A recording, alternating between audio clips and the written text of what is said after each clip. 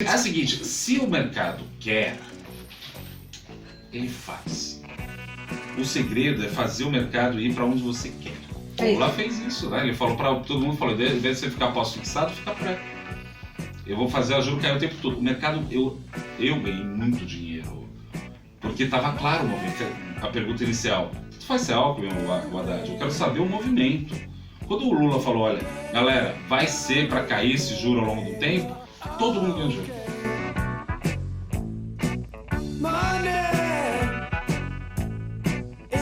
Vou falar aqui no sentido de tentar traçar a origem econômica dessa crise política, porque a gente vive no Brasil um momento politicamente muito inflamado, e para mim isso é muito importante quando se trata de mercado de capitais. Afinal de contas, eu tenho que determinar e falar para os meus clientes quanto vai estar o câmbio no final do ano. Ninguém gosta de coisa muito inflamada, né?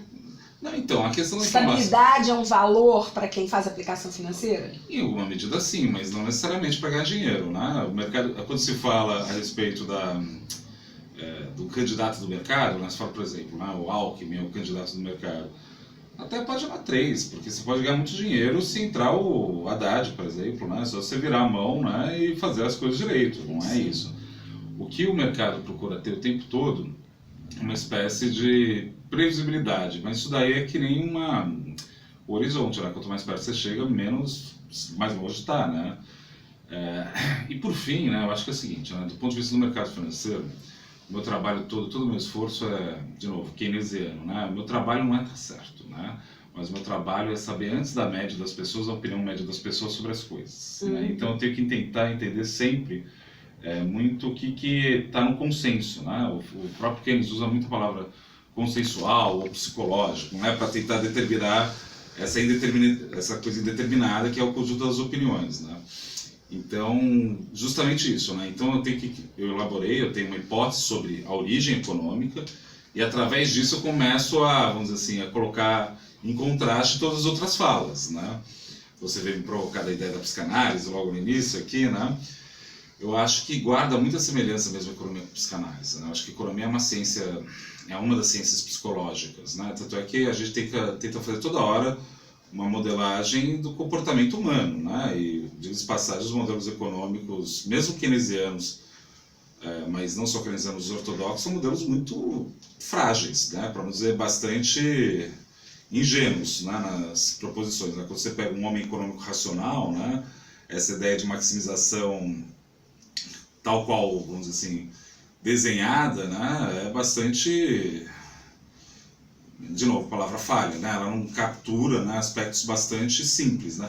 Isso não quer dizer que não seja verdadeiro esse mecanismo de maximização, tal qual colocado no homem econômico racional. Só que não dessa forma. E por isso eu gosto muito de estudar Freud, porque o que o Freud traz de fascinante é que ele fala assim, existe um modelo de maximização onde você tem 3 aspectos, né? Você tem um aspecto tópico, né? Ele vai falar de inconsciente, consciente. Isso depende da tópica, né? A primeira tópica é inconsciente, pré-consciente, consciente, né? Ele vai falar de um aspecto dinâmico, ou seja, que conteúdo sai de um lado e entra no outro, né? O que entra na consciência sai da consciência. E por fim um aspecto econômico, que ele vai tratar com quantidades literalmente de energia livre que se ligam e desligam nesse processo. E a impressão que eu tenho por trabalhar no mercado financeiro é que a própria economia é inconsciente, né? O que a gente vê numa tela de um terminal Bloomberg ou coisa do tipo vamos dizer assim, esse inconsciente revelado o tempo todo. Por isso mesmo muda tão rapidamente o preço dos ativos, né? Então eu tento fazer essa ponte entre uma coisa e outra o tempo todo. Para eu conseguir fazer a leitura do mercado, eu tenho que ter uma opinião muito clara sobre o que eu entendo de país, o que eu entendo de projeto, porque aí eu consigo colocar nos móveis, por assim dizer, eles mais fixos, e essas opiniões perenes vão passando e continuo mantendo minha leitura. Se eu não tivesse nenhuma opinião de país, se eu não tivesse uma opinião de mundo, se eu não tivesse uma leitura que fosse estável, né? Relativamente estável, porque eu mudo de opinião também, né? Eu não ia conseguir, eu ia ficar sempre refém desse fluxo infernal, né, de concursos de beleza. Meu trabalho lá no mercado financeiro, que é fascinante, é muito parecido com a escuta flutuante de um psicanalista, né? Eu tenho que ouvir e ver o que não está sendo dito ali na fala da pessoa. Uhum. Eu, por exemplo, tenho uma leitura de país que é a seguinte: bancos no Brasil já ganharam muito dinheiro com a inflação, acabou. Depois ganharam muito dinheiro com dívida pública. Quero crer que está acabando. E que a partir daqui a gente vai ter banco querendo ganhar com crédito.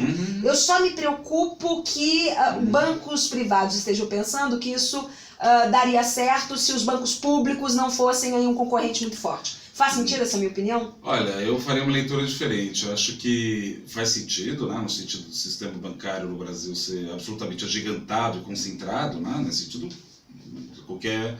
Por isso mesmo eu gosto muito do mercado financeiro, porque a gente tem que cumprir uma função importante para a sociedade brasileira, que é justamente distensionar essa energia concentrada em poucos lugares. Para isso tem fintech, para isso tem corretora, para isso tem tudo isso, né? Porque o mercado financeiro, de novo, né, tem os bancos, mas você tem todo um ecossistema de entidades financeiras em volta disso.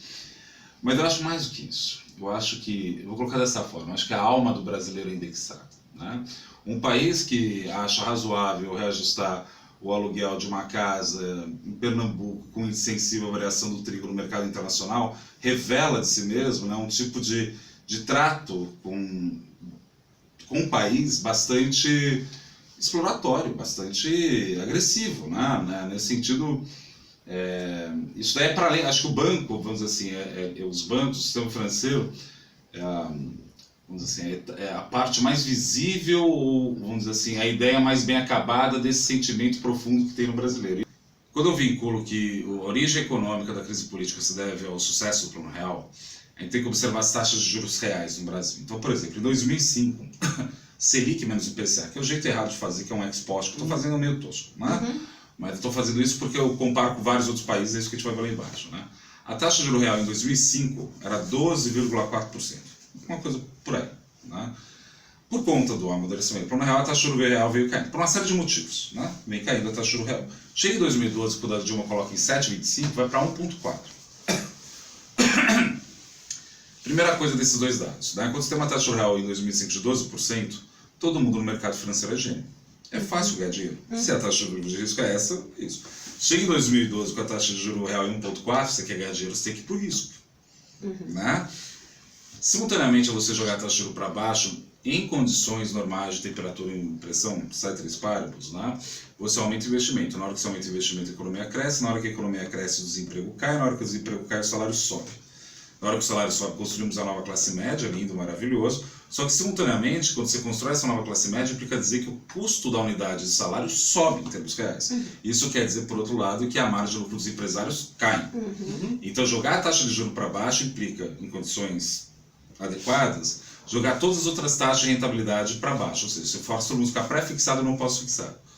Quando você faz um ajuste desse jeito, no final das contas, o que você está querendo fazer é justamente gerar uma recessão de tal sorte que o desemprego sobe, não que o desemprego sobe, o salário, ele não cai em termos nominais, né? Vai cair em termos reais e compõe a margem de lucro de vários setores da economia. Sim, hipótese calequiana. Então, mas é tão simples quanto isso. E a boa notícia que eu brinco com os clientes, a boa notícia é que está ruim. Né? Por exemplo, a gente tinha uma inflação que vinha rodando de serviços, né? Entre 2009 e 2016, pelo plano de cabeça aqui, em torno de 8 ou 9% de alta ao ano. Ou seja, serviços é salário, né? Emprego. Né? Se o desemprego está baixo, o salário sobe, logo o preço do serviço sobe. Professor universitário, economista de corretor, né? É isso. Como o salário estava subindo, o governo que ele fez? Ele segurou na amarra o preço administrado aqui embaixo para abrir espaço para você ter um aumento disso daí. Na hora que ele solta essa ponta aqui, o preço dos administrados explode, a gente vai ter que corrigir na outra ponta. Como a gente corrige salário, criando uma recessão. A discussão dos economistas em 2014 no Banco Central, da qual eu participo, era como segurar a inflação dos serviços. O que é importante notar, na minha opinião, é o seguinte, o sucesso, da forma que eu coloco, né? O sucesso do Plano Real jogou a gente para níveis não confortáveis ou não usuais de taxa de retorno na economia brasileira. Bem, para o Keynes a taxa de juros é função da preferência da liquidez. A preferência da liquidez é função, entre outras coisas, de um processo consensual da taxa que consideramos seguras a respeito do risco ao longo do tempo. Se a taxa de juros no Brasil sempre foi... Se a taxa de juros realmente é função da preferência pela liquidez, né, isso implica dizer que existe um consenso de taxa de juros na cabeça que as pessoas entendem como razoável, normal. O problema, né, voltando aí, eu vou mostrar os dados de novo na apresentação, é que o salário mínimo em dólar, ajustado pelo poder de paridade de compra, né, no início do Plano Real, lá você pega lá atrás, salário 94, estava em $100 mais ou menos, dados do IPEA. Chegou no impeachment da Dilma, estava em 400. Se multiplicou por 4 o custo do trabalhador no peito do empresário. O empresário até poderia achar que esse processo poderia ser, vamos dizer assim, mais perene, né? Mas foi muito rápido. Mas mais do que isso, aí eu bato na presidente Dilma, na ex-presidente Dilma. No meio desse processo de diminuição das taxas de retorno, ela foi forçando. Então ela quis discutir tiro de concessão ali. E mais do que isso, né? Em agosto de 2011 você começa a cortar a Selic até chegar lá em 2012 em 7,25. Por que corta em agosto de 2011? Porque a Grécia ia acabar, o euro ia acabar, aquele mundo, aquele barata boa do tá. Chega no dia 1º de maio de 2012. 1º de maio é uma data de esquerda, dia do trabalho. Ela me vira em rede nacional de TV e fala que é a culpa do juro alto do spread bancário. Basicamente, a presidente da República chama a Febrabão para briga em rede nacional de TV. Não faz sentido. É uma falta de habilidade política de lidar com isso. Então, o que eu quero dizer é o seguinte, esse processo ficou agudo na mão da Dilma, não por culpa dela necessariamente, porque já vinha experimentando níveis muito baixos, mas por conta de uma inabilidade política dela de saber lidar com esse momento muito especial dessa queda da taxa de retorno na economia brasileira, ela fez esse negócio que foi, vamos dizer, ela apertou o parafuso até espanar. Sim. Pelas características pessoais dela. Muita gente pode questionar assim, que isso daí é uma virtude. Mas o principal problema disso, de salário subir como custo, é verdade, mas salário subir, keynesianamente falando, é mercado e tal. O problema não é que o pessoal não estava podendo vender aqui dentro porque a gente estava perdendo concorrência para chinês, por exemplo, mesmo no mercado interno. Quer dizer, aquela coisa que muitos economistas acabam centrando muito no câmbio. Vou colocar da seguinte forma. O presidente Fernando Henrique, você pode gostar ou não gostar dele, mas ele levantou uma bandeira falando, estamos controlando os preços. Todo mundo olhou para essa bandeira e disse, ok, levamos o país, 8 anos. Você pode gostar ou não gostar do Lula, mas ele levantou uma bandeira e falou, estamos construindo o país da nova classe média. Todo mundo olhou para essa bandeira e falou, ok, levamos 8 anos. Chegou no governo Dilma, ela levantou uma bandeira, estamos criando o país do investimento. Ah, mentira, quando ela botou a bandeira no saco de volta, todo mundo que vinha vindo atrás, já embalado, inclusive eu perdi dinheiro para cliente nesse momento, desarmou tudo. Na fora não tem ninguém que vai. Porque o que a Dilma fez foi um negócio muito... Ela errou. Claro, é fácil falar fora. Você perguntou se eu queria ser do governo e eu falei, não me queira mal, né? Porque é difícil você estar com um bicho lá no negócio. Mas o ponto é, ela sinalizou para todo mundo que ia continuar nesse ritmo, né? Aí, de repente, ela entra no segundo mandato, né? Libera os preços administrados de uma vez só, já dá um choque de inflação. E libera e solta o juro lá para cima. Ela desarticulou toda a máquina. Sim.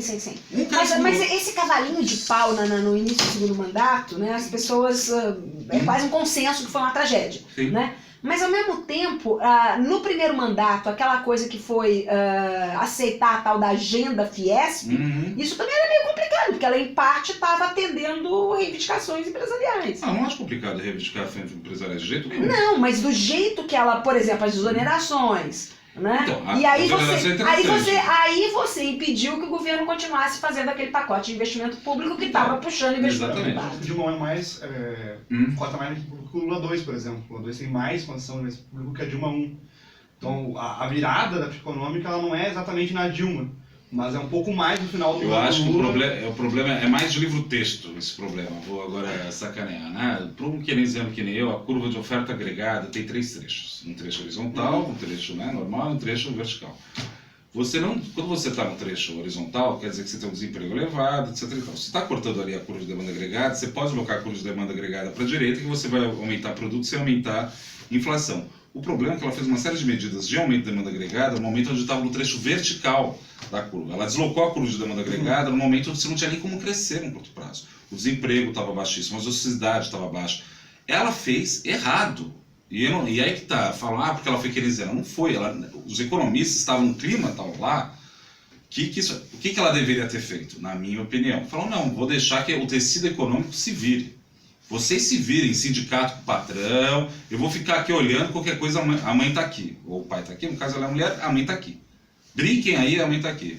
Ela não fez isso, eu entendo, porque, por exemplo, as desonerações, né? Ela deu quando essas desonerações? 2014, que por acaso era eleitoral. Sim. E aí os petistas reclamam que o Fernando Henrique segurou o câmbio em 98. Sabe? É política, não vou entrar numa coisa, demonizar um e... Assim, o ideal seria ter feito isso.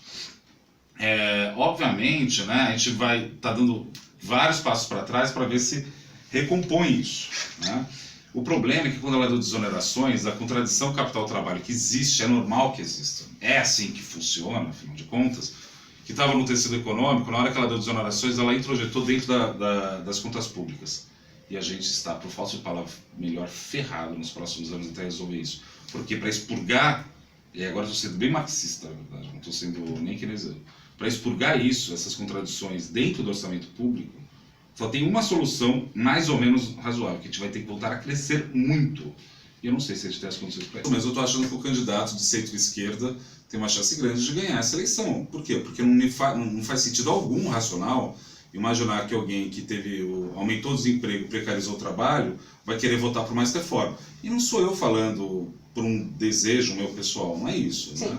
É muito por conta de observar, primeiro, pesquisa eleitoral. O Lula está com 39%. Isso daí revela alguma coisa da sociedade brasileira. Ah, as pessoas não sabem votar, não é. Eu acho que as pessoas, até, principalmente os mais pobres, eles são muito racionais na escolha de votos deles. Né? Sim, claro. São muito racionais, porque está muito no limite ali da sobrevivência. Aí até dá para pensar em Hegel, né, dialética sobre o escravo, para ficar mais claro esse jogo. Agora,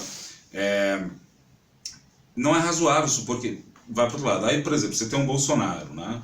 O Bolsonaro, poderíamos falar, ele é um candidato de direita. Eu não acho que ele é de direita. Na verdade, pelo contrário, ele é um candidato estatista. Né? As pessoas votam nele, não votam no Paulo Guedes. E vai ser muito engraçado. Se o Bolsonaro e o Paulo Guedes ganharem, vai ser muito fácil ganhar dinheiro. O que eu quero dizer com isso? No primeiro momento vai ficar otimista, depois você vende tudo, compra dólar, vende bolsa, e fica sentado esperar o caos acontecer. Porque é óbvio que ele não vai conseguir fazer esse ajuste. Não é porque vou mostrar os dados na apresentação daqui a pouco. Não faz sentido achar que através de corte fiscal você vai resolver o problema de déficit primário no Brasil. Então, nesse sentido, vários candidatos eles estão propondo a questão da Previdência, né? E o custo de transição que aparece é muito alto, provavelmente. De capitalização. E daí, assim, né, se isso acontecer, será que não vai ter que rever o teto de gastos? O teto de gastos vai ter que ser revisto, não tem jeito. Eu acho que o próximo presidente pode ser o Alckmin com o Meirelles ou o Amoedo, na mesma chapa. O próximo presidente vai ter que soltar uma emenda constitucional do Veja Bem. O que é esse Veja Bem? Veja bem, tudo que a gente falou até agora não é bem verdade. Né? O teto ele foi aprovado num grau de inflamação muito grande no pós-impeachment da Dilma. Né? E cumprir uma função importante no sentido de recompor as margens de retorno da sociedade brasileira, e aí eu explico isso depois. Né? Mas o teto é impraticável. O teto é uma loucura, não faz sentido, não tem sentido.